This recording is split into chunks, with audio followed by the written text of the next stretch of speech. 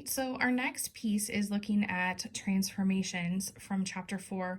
And sorry about the video, I'm trying to hold it and talk and write at the same time. I'm at home, so this video is a little bit weird, but that's okay. So the first thing we're going to take a look at in transformations, and again, transformations, they transform into something new. So the first one we're going to take a look at is translations. And if you remember that, it's talking about a slide. I'm just going to take an object and I'm going to slide it. I don't make it bigger, smaller, twist it, turn it. I don't do anything like that. I just take, like I'm taking my pen and I slide it. That's all that I'm going to do. Okay, so the first thing to know and understand is this whole idea of vocabulary in this, and they're going to talk about a pre-image, and then they're going to talk about an image. So what you start with is the pre-image, and what you end with is the image when they're talking about that. They're also going to talk today about vectors, and vectors sound really scary and weird, but it's sort of like just telling you what direction to go. So it's not as huge of a deal as you might think that it is. So to talk a little bit more about a vector. So a vector is just a little arrow, and it talks about direction. So it tells us which way to go, and it has magnitude. It tells us how far. Okay, so my cat wants to join in. Sorry. He really likes math. He likes to help.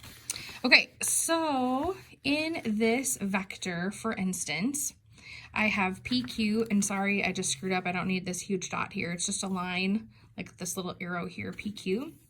And this is the initial point, P, like where I start from, and then the terminal point, Q. So try to ignore all this right now. I was kind of getting ahead of myself.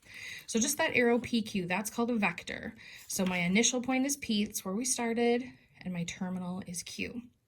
And then I wrote right here just some pieces. So if I were to follow this sort of like slope, I'm kind of like finding the slope of the vector. I go right 5 and up 3. That's the directional piece and the magnitude. Magnitude is how far or how big you go.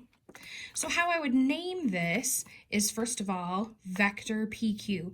And notice if I zoom in a little bit here, I can see it's not a full arrow on the top. It only has its left little doodad. It doesn't have the full one. So that's how you name a vector. That's how I know it's not a line segment or a ray or something else. Because a vector, remember, tells us the direction and the magnitude. It tells us how far to go and which way we're going to go. So that is also called vector PQ. And we see the change, again, kind of like slope. We saw how far we went on the horizon. We went 5 on the X, right? We went right 5. And then the vertical change of 3, we went up 3.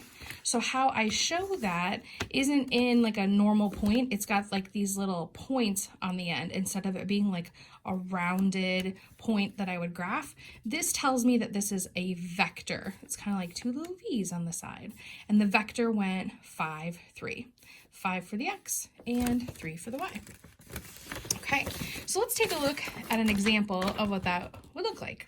So first of all, they graph the images for us. So again, if you need to pause me and graph these, this is the initial image or the pre-image, excuse me, and this is the final image. So notice in this image it says A, B, C.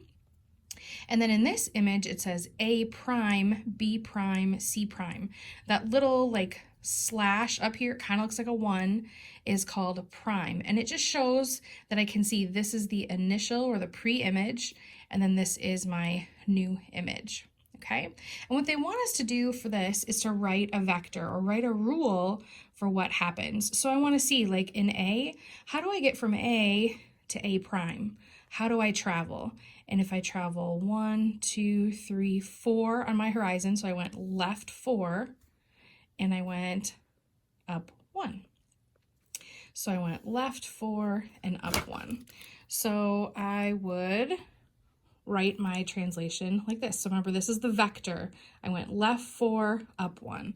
And I should be able to see that for every piece. So like here's B, the original B, the pre-image. I should be able to go left 4, up 1 to get to B prime. And the same with C. I should be able to go left 4, up 1 to get to C prime. That's the vector that we're following, or the rule that we're following. So in another form they want to see, so this is what the vector itself would look like. If they want a rule for the translation, what they want to know is, what did you do to the X and what did you do to the y? So in like a normal point form, this would be x and y. And in here, I can see that in x, we went back 4, we went left 4. And then in the y, I can see I went up 1. So this is what it would look like as a vector. And this is what it looks like as a rule if they're asking a rule for the translation.